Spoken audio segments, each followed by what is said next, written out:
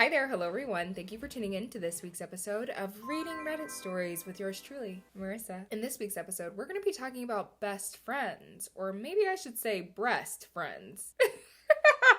I'm so corny. You'll see what I'm talking about a little bit later in the episode. Before I get into the video, I have to do my little promotion. Be sure to follow me on Instagram and TikTok at Marissa A. Holman. I have a lot of content I want to produce, but I just started a new job. A video on that coming soon. I feel like I haven't had time to do anything. With all that being said, you know the drill. Get your snacks, get your drinks, get into your comfy chair, and let's get into the first story. Am I the asshole for being brutally honest with my best friend? So, my best friend, 18-year-old female, we'll call her K, at the time really liked this boy, we'll call him S, since they were freshmen in high school. And they've been messing with each other for quite a while, doing things a couple would do to the point where everyone thought they were actually together. However, S had a girlfriend and K knew about it. According to her, S said that he would leave his girlfriend for her so that they could be together. Actually, that is so weird. I will say, I have once been a bad person, and I was once in a situation similar to this, but it didn't end well for me. I don't even want to say let's hope it's better for K, because it's just not good to do that. If you know that somebody has a partner, you should not be pursuing them. It's actually very unattractive to me now to learn that somebody that I like has a girlfriend. I just don't want to do anything with it anymore. Kay would tell me and her two other male friends that she would text S and he wouldn't answer for hours and hours on end and would constantly ask us for advice on boys since she was practically clueless, and we would constantly time after time tell her as a collective to leave him alone, which she never did. And that's the problem. Never ask for advice if you're not going to take it, but who am I to talk? Because I do that all the time. Kay was so head over heels for S that she cried over him while in school, constantly asking me for advice and even entertaining S even though he was in a very serious relationship with someone else. Fast forward a few months later, after not talking to Kay for a few weeks because of a falling out we had, we talked it out and became friends again and started catching up. She then tells me she no longer is talking to S and is pursuing something with another guy, we'll call him M. Later that week, Kay tells me that M is actually S, and she didn't tell me because she thought I would be upset after telling her countless times by this point to leave S alone, and from what she's told me, absolutely nothing has changed between them. S still has a girlfriend, doesn't respond to her text, etc. Kay even tells me about their late night calls and whatnot. That's kind of gross. Disgusting! Despite Kay being really sensitive about this situation, I say you should not be sending nudes, let alone speaking to somebody that does not give you the time of day and really only talks to you when having phone sex. At first, it seemed as if Kay took what I said pretty well, but about 10 minutes later, we got off the phone. Kay texts me asking me, does it really bother you who I show my body to? I respond saying no, I'm sorry I offended you, but given his track record, I don't think he should have that access to you. More things were said, but she was obviously upset. The next day, Kay's period comes, and since I know her cramps are cramps from hell, I make sure to check on her periodically. Kay says, I'm fine, but I really don't want to talk to you right now after last night. I said okay and tell her to text me if she needs anything. Later that night, I see she has unadded me on Snapchat, Instagram, TikTok, etc. I felt hurt after I realized she did that, especially since I've told her this multiple times before. I eventually accepted what she did and was honestly relieved she was out of my life even though I miss her sometimes. Am I the asshole? No, you're not the asshole. The thing that probably sent her over the edge is the fact that you guys were not talking for so long, and I think she expected you to be nice and maybe even different than you were before the falling out. I think it really is just timing, but if you're happy, it really doesn't matter. You're not the asshole. The timing was kind of weird, but you said how you felt, so I feel like you would be an asshole to sugarcoat it after not talking to her for so long. Let's see what the comments say, shall we? Someone says, not the asshole. Let her do what she wants. You tried your best, but she has to learn this lesson alone. Someone else says, do not let her back in your life. Be thankful she is gone. Edit, not the asshole. This really is a hard lesson to learn as a girl who really loves hard. I would never be in a situation like this again. I've learned the lesson the hard way, and it really has nothing to do with the other person. I feel like the thing that's weird in this situation is he really doesn't give you the time of day, so I'm not sure what is appealing. I think Kay is going to look back later in life and feel so embarrassed that she ever went through that situation and that she lost so many friends because of it, because I'm sure you're not the only one. Someone else says, not the asshole. This reminds me of an old saying, you can be right or you can be happy. You are of course correct, but you don't get to control what your ex-friend does. And if she needs total support in her quest to steal a guy who she knows is taken, then you are not the person to do that for her. So you are correct and apparently unhappy.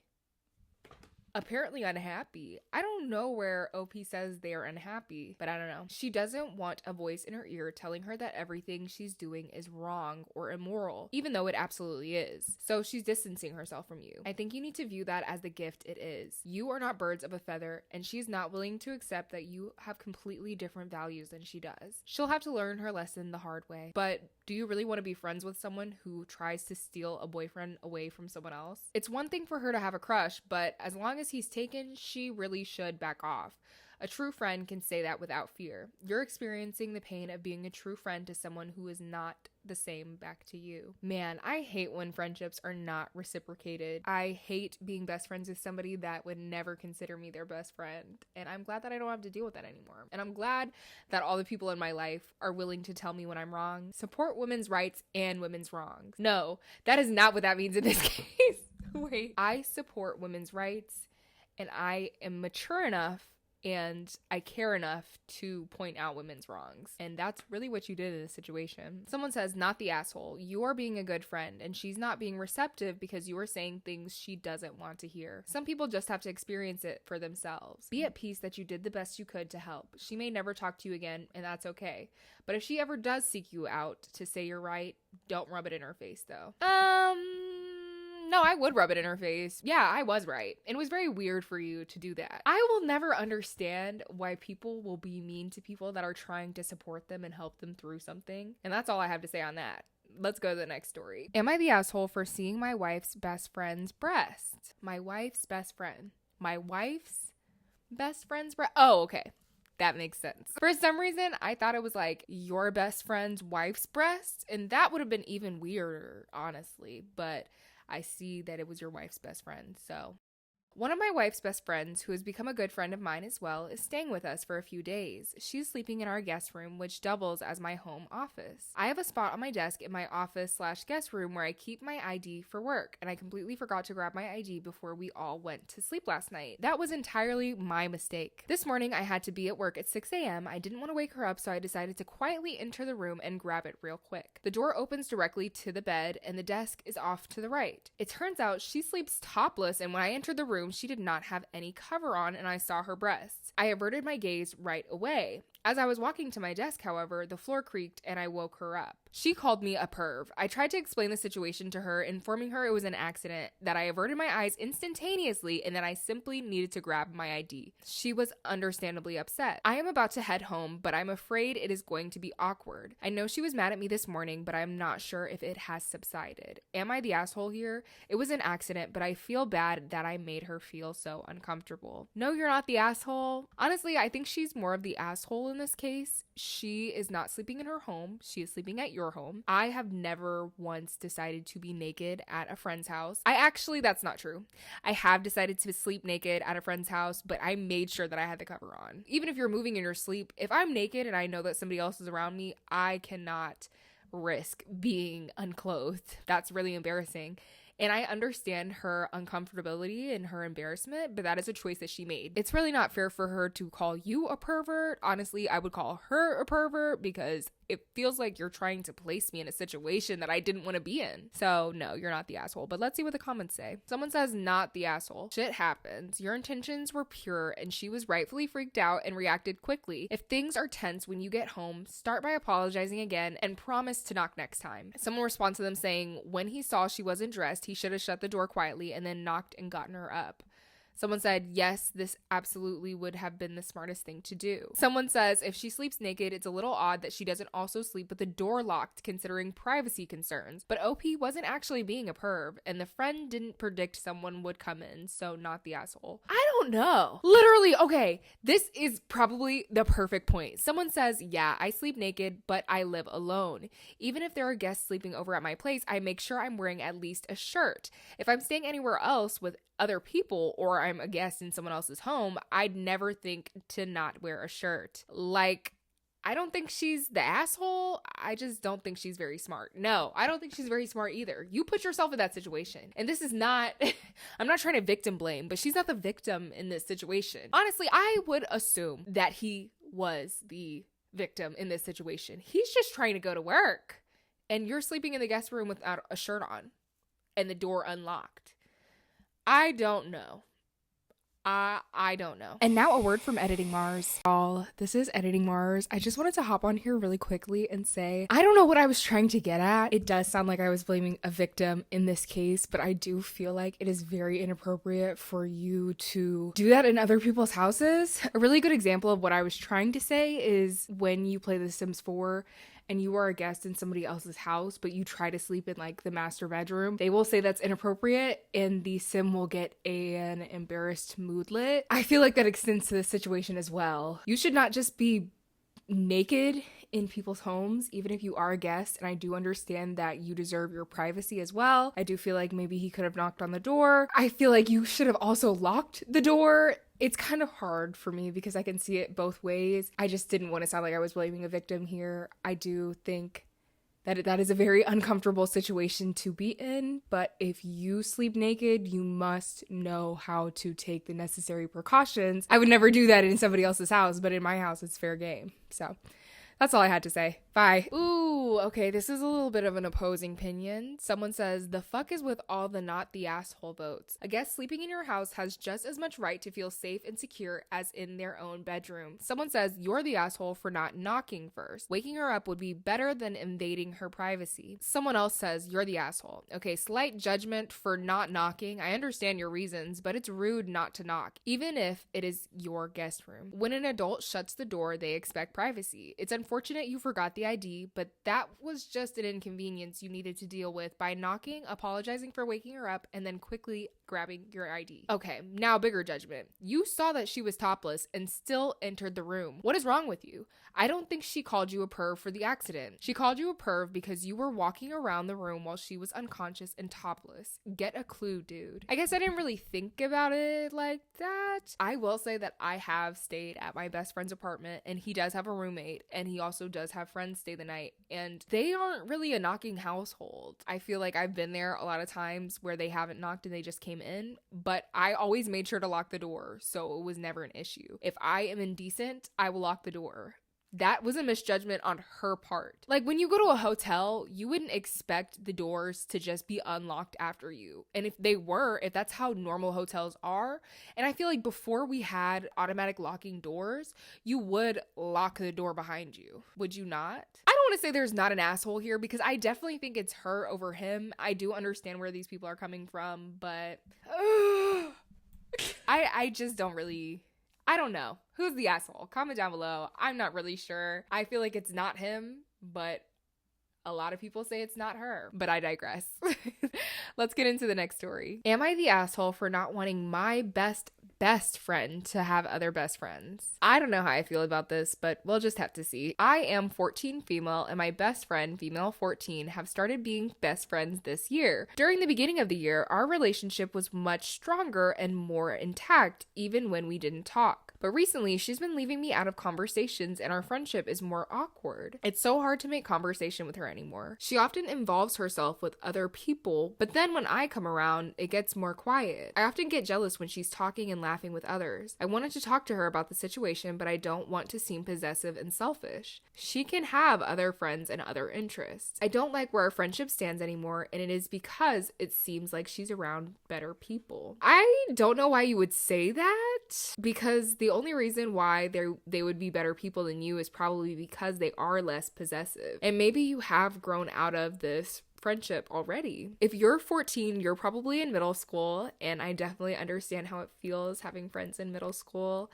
I had a really strong friend group in middle school and in high school, and then we actually had a falling out when we all went to college. I can tell you, growing out of a friendship, it is uncomfortable and it does feel a little weird, but it will be okay. I feel like you're not the asshole in this situation. I do feel like there are people in this world who believe that you can only have one best friend, and there are other people who believe you can have many best friends. I think the only reason why you're the asshole in this case is because you've made it an issue and clearly she is getting the vibe that this is an issue, and maybe she does want to put a little space between the relationship and see where it goes from there. Let's see what the comments say, shall we? Someone says, yes, not wanting your friends to have other friends makes you an asshole. While your feelings of being left out are totally valid, it's selfish to want to deny her of having other friends. I'm sorry your friendship seems to be worse off. What you need is to plan times to hang out with just her. Don't try assimilating into a group you know you don't click with. Just set aside time to hang out with her individually. That's some really good advice, honestly. And I think what you'll see probably is when you try to plan times to hang out with her, unfortunately, I think you've just kind of messed it up. You really messed up the friendship with the way that you feel by making it a problem. But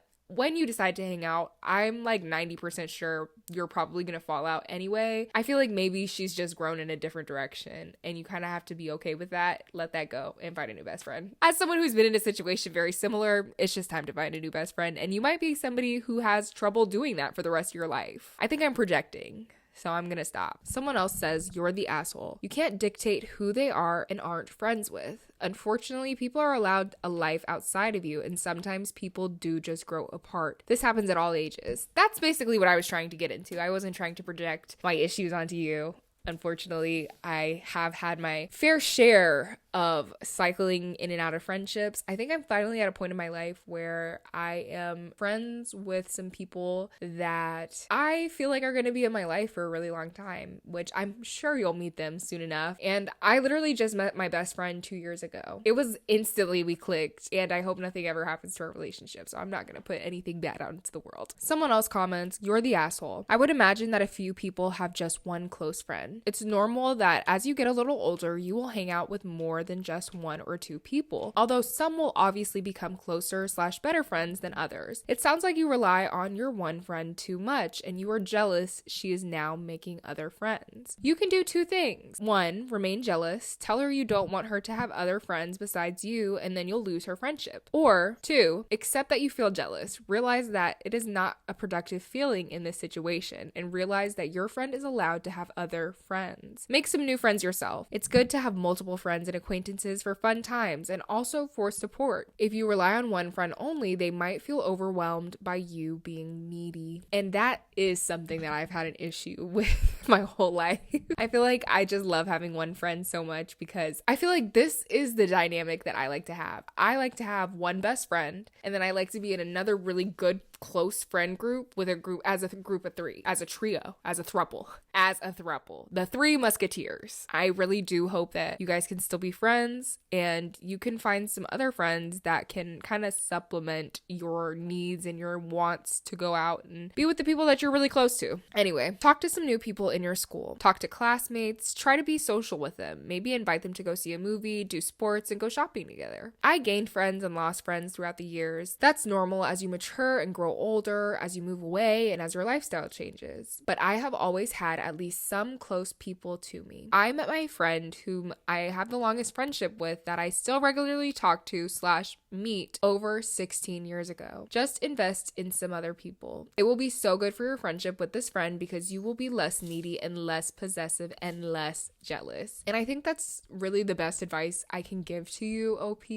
And it's not even my advice. I think that's the best advice that you can hear at this age. I think investing in some more people in your life would be great. I even now, with my 3 or 4 closest friends, I'm still like, I want to meet new people. Humans are so multifaceted. It's really hard to exercise all your different faces if you're only facing 3 people. Might as well make as many friends as you can also. It's just fun to have friends. Let's get on to the last story. Okay, this last story is going to be uber juicy and it's kind of a long one. Buckle in tight for the ride. Am I the asshole for telling my 32 female best friend that her dating standards are unrealistic? My best friend, let's call her Elle, and I have been close for 10-ish years, and during that time, she's been in a couple relationships, but has been single for a few years now. Amongst our friends, Elle is the only unmarried one. She's made it clear that she's unhappy with being single, sincerely hopes to get in a serious relationship and get married sooner rather than later. I can understand her frustrations, especially since she's the only single friend, wants kids someday, and so on. Okay. I can understand where she is as a single woman myself. I would love to be married. Somebody marry me? About a month ago, Elle told me that she intends to be more proactive with dating this year and asked if I had anyone to introduce her to. Unfortunately, I don't, but another friend mentioned knowing a great guy who I happen to have met before who's single and looking for something serious. Okay, Ella's about to get her some. Elle was introduced via text to the guy and they soon started talking on the phone. Elle says he has a lot of good attributes. For example, very educated, high salary, but she finds him completely unattractive because they're the same height. He's 5'7" and she's 5'7", and because of his darker skin tone. I tried to convince her that his height and looks shouldn't precede over his personality, but this soon led to a major revelation on her dating standards that left me completely dumbfounded. Elle told me that she's only interested in men who, in her words, is an 8 or better looks-wise, taller than her when she's wearing heels, and a certain complexion, ideally no beard, has advanced degrees, making over $100,000 a year, doesn't have kids, and is currently attending church every week or every other week. I do have thoughts. On this. I don't understand how dating standards got so incredibly high. I would like to think that my friends wouldn't be like this, but I do know that my friends are like this. So, I don't know. I've just never been that kind of picky. I do like when men are taller than me. I do like when my men have locks, but I'm not so deterred by physical attributes as I am by your personality being sucky. He is very educated and he has a good salary. So that already ticks off 2 of your boxes. When you started to get into like height and complexion, hair issues, I do understand not having kids, and I do understand wanting your partner to be of the same faith, ideally in the same routine as you. But I feel like it has to be like a list of things that you like. They don't have to tick every single box. You get to pick and choose. I think complexion is kind of weird though. I think that is a weird thing to put on the list. I'm not sure. Anyway, back to the story. But the kicker that got me was that she insists that she's unwilling to date a man, like go on dates, who won't commit to waiting until marriage for sex. Yes, she's religious, but she's not a virgin and has had sex in all past relationships. According to Elle, this is a conversation that should be had even before going on the first date. And if the guy isn't firmly agreeing, it's a no-go. When I challenged her thoughts and logic on this, she got increasingly upset. I told her that I think she's asking for a very tall order, making dating harder than it should be. I'm not saying that she should compromise on her religious values, but I am trying to tell her that she should be more open-minded about her criteria because she's looking for a 1 in a million guy, while also prematurely shutting down and shutting out some potentially great guys because of their income or height. Ellie is now furious at me and says I'm not being a supportive friend. She says that I don't understand her faith and am being something of a Debbie Downer. Am I the asshole? No, you're not the asshole. You were just being honest with her. I feel like it's very unfair for her to call you a Debbie Downer. Honestly though, hold on. Here's my one caveat. I feel like you're not being a Debbie Downer. You're just trying to be honest with her and she is not in a place to be receptive of any of this information. I think once she realizes how lonely she's getting, which honestly, I feel like there are a lot of women out there that will just have to be single or date women. I think you were being a very good friend trying to let her know that she has really unrealistic expectations out of humans. Not saying that she has to compromise salary or religion or anything like that. I do understand you wanting to be with someone who is stable. I will say, are you making $100,000 a year? Are you very educated? Are you attending church every week and every other week? You know, I feel like you have to look at yourself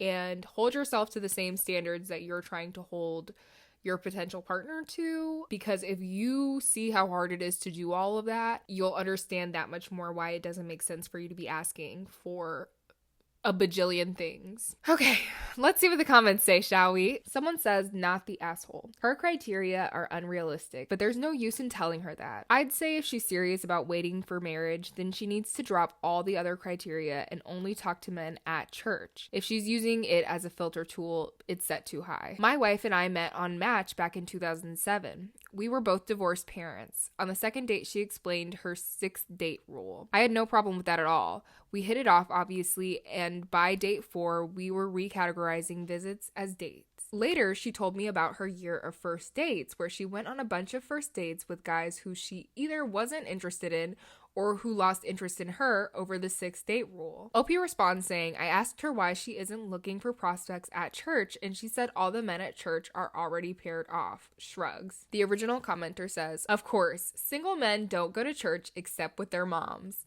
There's a reason that the third highest church attendance after Christmas and Easter is Mother's Day, and Father's Day is one of the lowest. Husbands go to church for their wives, and wives stay home for their husbands. That's some really interesting data. I wonder if that's true, and I would look it up, but I'm not even going to do all that. I'm just going to believe it. Someone says, not the asshole. Just nod and smile at her and reassure her. No, I have no idea why you're single. Someone responds to that saying, the morally just thing to do is to not help subject her to some unfortunate guy or set her up with someone at work that's competing for the same promotion as you. Someone said it would be kinder if OP just run them over like a normal person. Someone responds to that saying, yes, I will say, now that you have said your piece, that her standards are unrealistic, you don't ever need to mention it again. Just smile at her, support her. Oh, there's a special guy out there just for you. That way, she can't accuse you of being unsupportive. And if she ever asks if you have someone in mind, just tell her how a possible candidate fails to meet her standards. Unless you find it too annoying, then just stop hanging out with her. And I think that's all you can do. As a single woman, I do have single friends, and we talk about this a lot, so I don't know. I feel like I like to ask men why they think I'm single so I can hear it from their perspective. But I also think if she's not going to change, then she's not going to change. That's just that. She may just be single forever. And there are a lot of women out there who are, but there are also a lot of women who have very similar standards to your friend who find a partner that fits everything or who fits enough or who is just so attractive to her that she's willing to put herself in the situation. I guess that was the last story. Thank you for watching this video all the way to the end. Comment down below what kind of content you want to see from me next, and I will see you next week. Bye-bye.